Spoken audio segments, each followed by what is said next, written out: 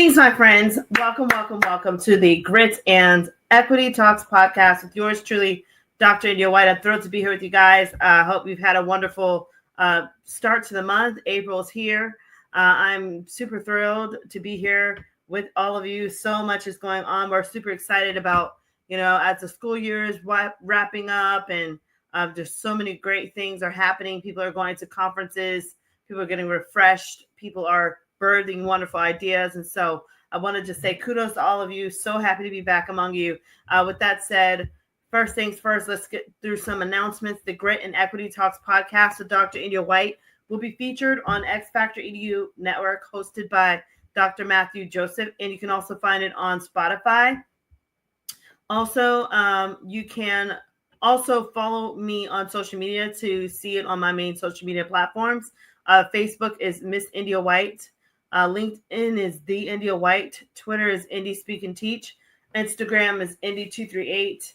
YouTube is India White 123. TikTok is Dr. India White. Threads is the same as Instagram, which I believe is Indie238.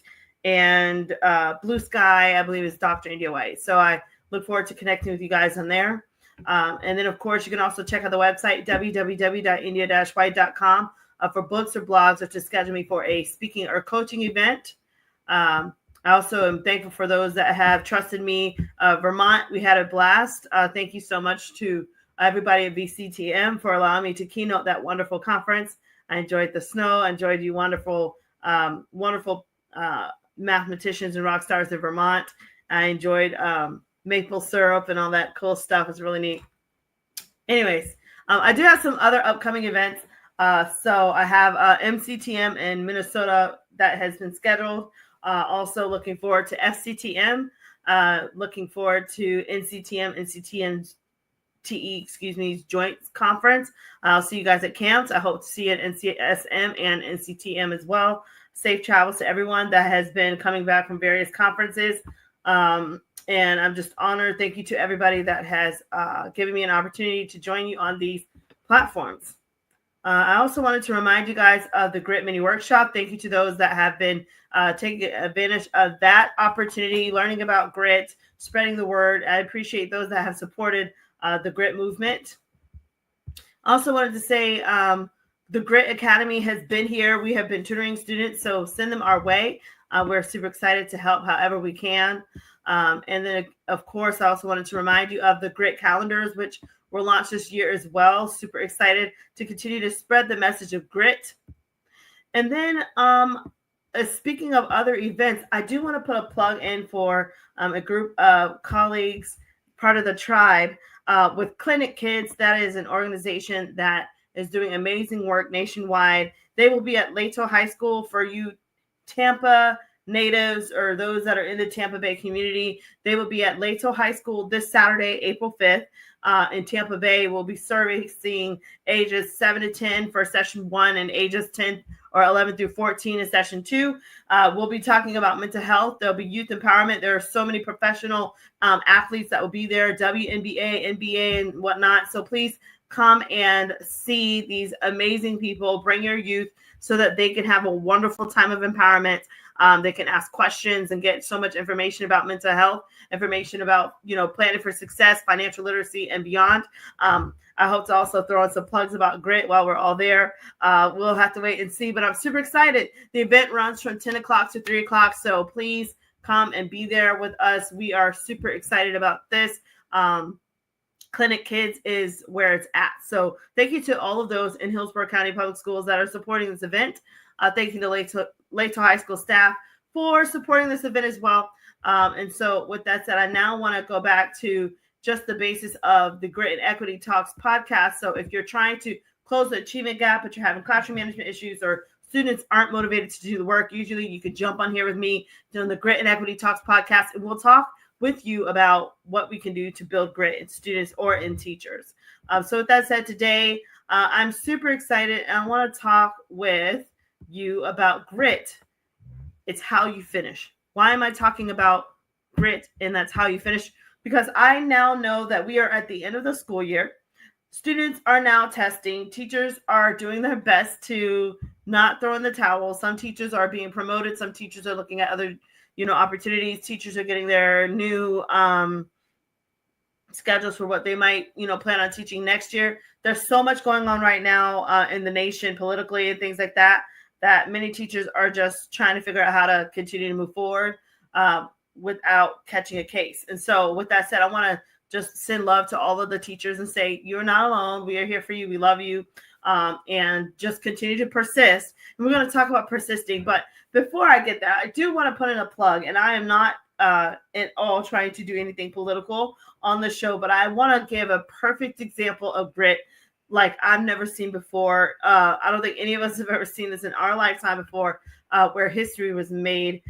We had Senator Cory Booker, and he, I believe, is in New Jersey, who was giving a speech, and I got to show it to you. So I want you to see here, this is Senator Cory Booker, and he breaks the record for the longest speech in Senate history. I think this is fabulous. The last person that spoke, it was in the 50s, and they were speaking actually against civil rights. But like I said, I'm not going to go too much in depth about that. But look at this man and what he accomplished. And Senator Booker is joining me now. And for anybody watching at home, please understand we gave him a chair. He's sitting in a chair right now. The illusion is that he's standing. But for people who don't know, you had to stand the whole time. You couldn't take a bathroom break. The only break of any sort you got was if one of your colleagues would ask you a question to give your voice a break. Yes. How are you feeling? Yeah, physically and also emotionally, the longest speech in the history of the U.S. Senate. Well, I'm physically not in the best shape, but I am emotionally just feeling really fed right now and grateful. And look at that time. What a man. I hate to interrupt what he's saying. What a man. I am so impressed at this. As someone that speaks, I've never imagined if I had to speak for 25 hours straight. Now, yes, there were people that were asking him questions, but he spoke and was standing for 25 hours and 4 minutes because he was that passionate about his message.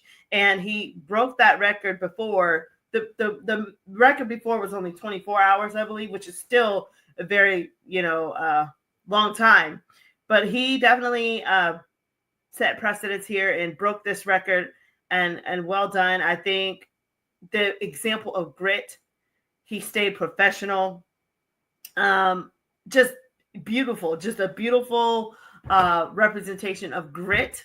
So, I think this right here can encourage every single person to say that whenever you feel tired, you feel like you can't persist, consider Cory Booker and how he gave a speech for pretty much 25 hours.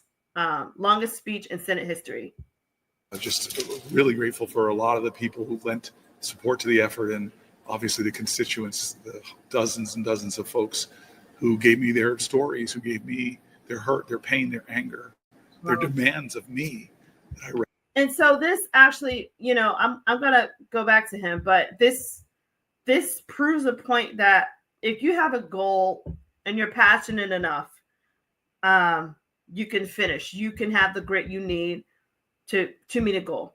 Cory Booker was very passionate about things going on in the nation. Like I said, I'm not going to talk about that. But what I am going to say is he represented sheer grit, setting a record that has not been set before in the Senate. Well done to him. And so, it's I do kind of want to hear about like what he did, like methods for building his grit to finish, his goals of getting all the messages out.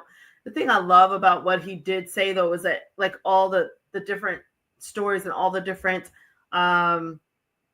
reasons to fight. It's like he had a reason to fight. And teachers, principals, leaders, whoever, parents, whatever, we have to have reasons to fight, reasons to win, reasons to build, reasons to create. Why would you be passionate enough to do this? And so let's go back to what he was saying to hear what he had to say about why he was able to do this. I would love to know these mechanisms myself, because I think it's so impressive that he spoke for 25 hours. while many of us are sleeping, he's still defending the case. All right. So let's go back to this man. This is so impressive. Really humble offers that tell me what I can do. It was some very moving speeches. And then some of my colleagues came on the floor and just told them very emotional stories too, that really sourced me through the whole challenge. It was obviously a very emotional experience. Just one more question on the physicality of it, which is, you were a football star at Stanford University. You're 56 years old now, but you were a football star 20-something years ago. Was this more difficult than being a football star and taking some of those hits on the gridiron? It was just different, my friend. It was just different. This was real, physical challenge. I had to think of a lot of strategic things to do in order to prepare for it. And then, and you're right, I'm a lot older than that football player, a lot less hair too. So it was a challenge, it was a trial, but I really felt lifted by the energy as Congress people started coming over, a lot of my CBC, Congressional Black Caucus friends. It just turned out to be, when the gallery started filling up, it was a lot of folks' energy that really carried me to try to do as I sort of framed the whole speech with John Lewis, this demand to all of us, this spirit just talked a lot about doing good trouble and necessary trouble. It was a very moving part of your speech. Yeah, I think it's beautiful what he was saying there, just about so he had a goal. Like, he had John Lewis in his mind. He had his friends. He had members of the caucus. He had so many different things to motivate him and help him to persist. And I think it's just wonderful, because that also speaks to research that talks about having that sense of belonging, and, also having, an end goal, having a reason to be passionate, a reason, to persist. So grit is how you finish. So I think that was beautiful to see how he finished. They did say that he had curbed his water intake and he had fasted to, help him to get through that moment, which is beautiful, because if you're fasting and, if it's intermediate fast or whatever, I don't know what type of fast he did, but he probably didn't care to eat, but well done to him. I think that's amazing. I think, and the thing I love about when you're gritty like that, people tend to listen to you, because you've conquered a feat, like you've done something. He made history, and he was passionate, and it's worth listening to now. It's worth listening to him to hear, why did he break history? Many people are going to have to go through, his threads and his speech and figure out, what was this man talking about? And like I said, this isn't a political show, but I wanted to just give kudos to him, because what an example of sheer grit for all of us. And so, with that said, I want to now continue to move forward. I want to share with you my tips for you for finishing your goals.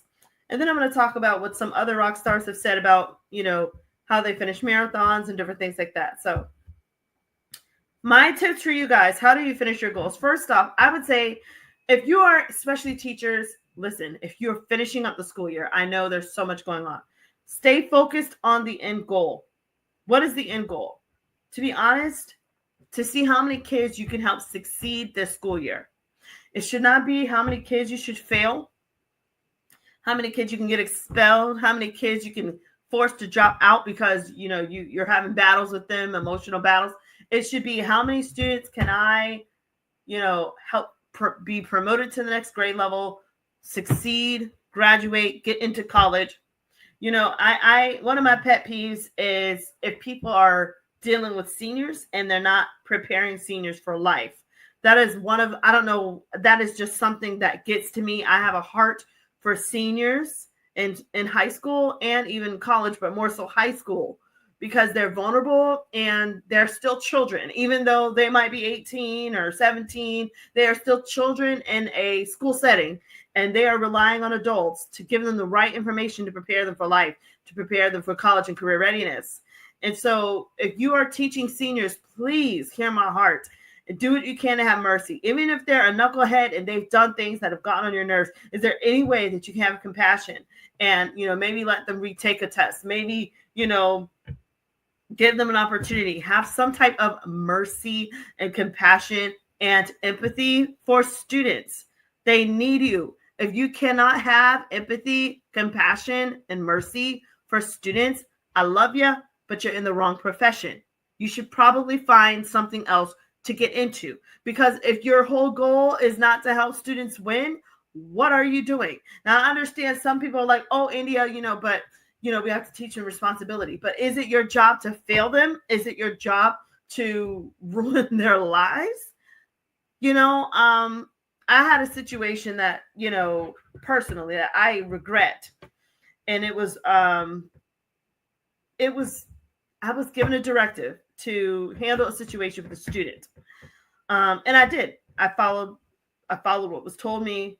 And as a result, the student, they graduated, but they were not able to go into their prospective field of choice.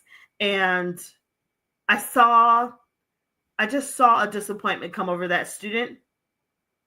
And I had to know that I had to own that disappointment, because even though I was doing what my leaders told me to do and I was following protocol, we might have ruined that student's trajectory of life when it comes down to what their purpose was. They were very talented, very techie, very talented.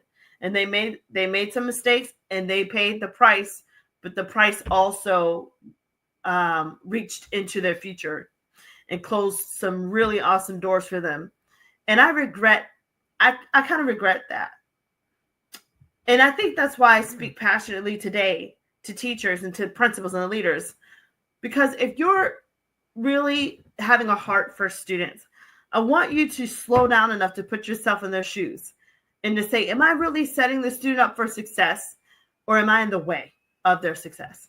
And if you, teacher, principal, administrator, whoever you are, if you have gotten to the point where you are burned out and you are sick and tired of it, and maybe you have some type of resentment or disgust or disdain towards students, and you can't have a love for the job and a love for the students, I welcome you to walk away from that profession, because the last thing you want to do is to have it backfire to where now you're ruining, possible careers, possible leaders in society because you're having a moment. And so I'll digress from that. I just think that we really, we need to shift our focus right now, guys, to helping students finish, helping students win. So, my tips for you: stay focused on the end goal. 2, encourage yourself by remembering past victories. So if you are like, well, I don't know how my students are going to test. Well, have you helped your students pass tests before? I'm sure you have. Have you taught competently before? I'm sure you have. You're certified. You've done what you're supposed to do. So, and then, of course, having accountability. Sometimes, like even Senator Cory Booker, who talked about how he had his friends and colleagues come in. I think that's such a powerful thing that took place. But long story short, having people to hold you accountable so that you're not in this thing alone, and people are rooting you on, cheering you on the sideline, like we cheer on our students and our children at different sports events, right? Sporting events. And I think also, knowing your purpose. What is your purpose? So, for instance, if you are in education, what is your purpose? I think your purpose is to help to mold and shape the future of our society, and to help students to be ready for college and career readiness, to help children to evolve into productive citizens of society. I don't think your purpose is to prepare students for the school to prison pipeline. I don't think your purpose is to fail students and have them, feel like they don't matter. I don't think your purpose is to have students leave your classroom suspended and then arrested and then, drop out and you're feeling like they're worthless. I don't think that's your purpose, teachers. I think we have to get back to the lighter side of things, and I think we have to remember why we got into this thing. Remember when we first got our teaching job. Remember when, we first got the district scores back and we saw growth. Remember when, you got that award. Remember when, things went right at the PLC. Remember just different things, having, that growth mindset, Speaking of that, do you have a growth mindset still? Do we have growth mindset still? I know we're towards the end of the year, guys. It's April. We have a good solid May, right? Well, some states up north have longer, I think. We have so much, just about a month, maybe 2 months left with these babies, and then they're done. What can you do left in a month? Now, for some of you that are like, India, I don't know. I'm running out of ideas. Students have clocked out after the tests. The district exams are done. They got accepted into the colleges. They don't care anymore. They're burned out. They're done. Okay. So this is some things, some tips for you teachers and leaders that I think can help. I think having projects or having PBIS events school-wide can help you with this. So if you have a project, one thing I did, I was in the math space, and I would take the book, the textbook, and I would have every chapter. So I would tell the students at the end of the year, you have to teach me math. So I would put the whole book in their hand, and I would have them choose a chapter or like a topic within a chapter. And I mean, if there's like 25 students, this can be done. And I would tell them first come, first serve. It's random. They had to sign up on a clipboard. Which are you teaching fractions? Are you teaching quadratic functions? Are you teaching absolute value? Like, that's just, algebra 1 or whatever. But whatever they were teaching, I would break that up into like strips. And it was first come, first serve. And then they would give a date scheduled where they would have to teach me math. Now, you can do this with maybe a group of 3, or you could do individual projects and count it as a test grade, which is what I would do because we had so much content. I mean, it was not hard to cover the whole book. The reason why I love that is because I took my voice out of it and put their voices back on display. Like I gave it back to them. And so we ended the year with them being the teacher. And they taught each other. They taught me. Then they had like a last like boot camp type of warm up like test or whatever. And then I would, give them one like final test if we had time. Sometimes we didn't because, it depends on the school calendar. But that's just an idea for you teachers that are looking for something to do. I can help you with that on the side. I don't want to take up too much time on the show. But that can help you with the growth mindset. So I want to encourage you. Do you have a growth mindset still? Why did you get into this? What makes you happy? What makes you laugh? Find the student that makes you laugh. Like find the student that you absolutely love. Like you guys just have such great synergy. The student gives you purpose. Like they make you feel like, oh, wow, like I am making a difference, and pour into that student. Or if maybe you need to focus on the student that you might see as someone that you're not really getting along with, you might call them a knucklehead or something. You might not feel like that student really speaks your language. Well, find out how can you grow as a leader, as a person, do some self-reflection and figure out how can I grow, challenge yourself, to grow to that next level. So those are some things there. Now let's get back to my tips for you. Knowing your purpose, right? So I talked about, it's imperative that you know your purpose. Why are you in education? And then, of course, think about how good it's going to feel when you win, when you finish. How good is that going to feel? Are you trying to, get your students to get higher scores, higher achievement, get into certain colleges? I remember one year helping students get into college. I want to say I had about 40 students that came to me for letters of recommendations that got accepted into college that year. That felt so amazing to me. To know that I had that many students in college right now. I had a little touch. They did the work, of course. I just had a little touch on their success. That made me feel amazing. And I hope you can take something like that in your life where you can say, what makes me feel good about my job? Like, why do I do what I do? And so that you can continue to persist. You're amazing. So be amazing. Your family knows you're amazing. Your friends, everybody loves you. They think you're amazing. Show your students that side of you too. Don't be afraid. Stop holding back. Let them get to know you. All right. Now listen, let's keep going. So think about how good it'll make you feel when you win. And so speaking of that, now I want to talk about speaking of winning and marathons and things like that. I do want to show you guys this rock star who she was talking about running marathons. Kudos to everybody that can run a marathon. I'm not that person. So, she talks about some main ideas of what she does. Is anticipate and plan for obstacles. The reality is a perfect marathon is very, very rare. Even on a marathoner's best or greatest day, there's typically something that goes wrong that they have to maneuver. And honestly, this is really what makes a great marathoner, is not that everything goes perfectly and according to plan, but that they plan for some of those obstacles or challenges to arise, and they know how to get around them in the best way possible so that they can continue on and have a great race, even with that happening. So prepare for the unexpected in whatever could come your way. Well, we've all heard this one before, so I don't want to dwell on it too much, but it's too important not for me to mention. The reality is whatever was the reason that got you out the door when things got hard, kept you showing up through training, is absolutely going to matter in those darkest moments of the marathon. I'm not going to sugarcoat it here, guys, and act like the marathon is just this easy thing if you train well. It will always be hard no matter what. So you just have to be really prepared to bring out that why, bring out that reason, bring out that purpose. I love what she's saying. And it's so true. No, I have never ran a marathon.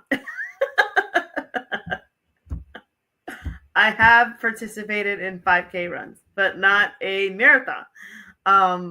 I have participated in different walks for different causes, breast cancer awareness, things like that. But no, I have not ran a marathon. So I'm not saying I wouldn't ever think about it, maybe, but I think there's so many wonderful people out there already doing it, and I think they need to continue being fabulous, and I will continue to admire them on the sidelines. So, but it's really neat, some of her pointers. She also talked about chunking out the distance. So no matter what it is, if it's a marathon or if it's something that you're involved in, you've got to write a vision and make it plain. You have to understand what it's going to cost and all that. Visualizing it. She talked about conserving energy, and then she talks about just run. One part about grit is get in there and get dirty. Start running, start doing what you need to do. Finish, make it happen. So I think it's great. I wish we could see more of her, but I don't want to get flagged because you know how that is. And then I also wanted to share with you guys. So I'm grateful for Jane, and it said running with Jane if you want to see her. And then now I want to also talk about growth mindset versus a fixed mindset. Chemistry defect or some innate problem with them, with their identity, and that there's nothing they can do to change themselves. But the truth is, most people feel stuck because they just don't know how many options they have, how many skills they can develop to improve their mental health. Most people have never received any formal education about how to process emotions or how to improve your mental health. I really believe there's about 500 skills to try or resources to use when it comes to treating depression and anxiety. And you shouldn't say change is hopeless unless you've tried a good number of them.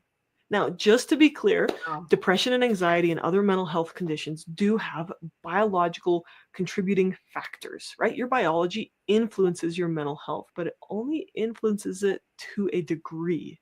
And there's a whole lot of other things you can do that can also influence your mental health. If you think about problems as an opportunity to learn, it gives you flexibility to develop new skills to solve old problems. A growth mindset can change the nature of all difficulties. So instead of painful emotions being negative, they're seen as an opportunity for growth. I think that's pretty powerful. I think it's impressive what she said about there's over 500 things you could try for mental health, anxieties, depressions, and things. Wow. I need to get that list. I just think that's really neat because I never knew so many options. But we're the human race, right? We're very gritty people. So overall, so with that said, guys, listen. This has been a wonderful show, and like I said, grit. It's how we finish. We need to focus on finishing whatever it is that we put our mind to, and I hope that all of you guys will be able to finish and win. And whatever it is that you put your mind to, as long as it's something that is, productive and is something that can benefit all of us somewhere, somehow. So with that said, thank you so much, rock stars, again for joining me on the Grit and Equity Talks podcast with yours truly, Dr. India White. I'm super thrilled again to be with you. This podcast will be hosted by X Factor EDU Network on Spotify and on all of our social media channels. Thank you, Dr. Matthew Joseph. Please follow me again on social media. Here are my social media channels. Facebook is Miss India White. LinkedIn is The India White. Twitter is Indie Speak and Teach. Instagram is Indie238. YouTube is India White 123. And TikTok is Dr. India White. Check out www.india-white.com for books, blogs, or to schedule me for your next speaking or coaching event. Yes, I do still speak. I'm thankful to all of you that have asked me to speak. I've been on over 200 stages, and I give God the glory for that. And I'm thankful for everyone that has given me an opportunity. So let's keep it coming. I will see many of you guys at some of these events here, MCTM in Minnesota, FCTM in Florida, the joint conference in Chicago, camps in Texas, NCSM and NCTM. I believe it's in Atlanta this year. So I'm super excited, and I hope to make it to all of these, and just share grit with all of you. Please remember the Grit workshop, Grit Grassroots Workshop. Please remember that. Visit the Grassroots Workshops website for that. Also, there's the Grit calendar that was launched this year. And also there's the Grit Academy, where I'm honored to teach students and help them with tutoring and things like that. So send them my way. It's nationwide. You can send them my way. And then, of course, if you're trying to close the achievement gap or having classroom management issues, or students aren't motivated to do the work, you can always join me on the Grit and Equity Talks podcast. I'd be honored to have a good time with you guys. And so thank you so much for listening. And if you ever want to be on the show, just send me an email at india.white.123@gmail.com, and we will get you scheduled. And so with that said, guys, thanks so much again for joining me on the Grit and Equity Talks podcast. And till next time, stay gritty. See ya.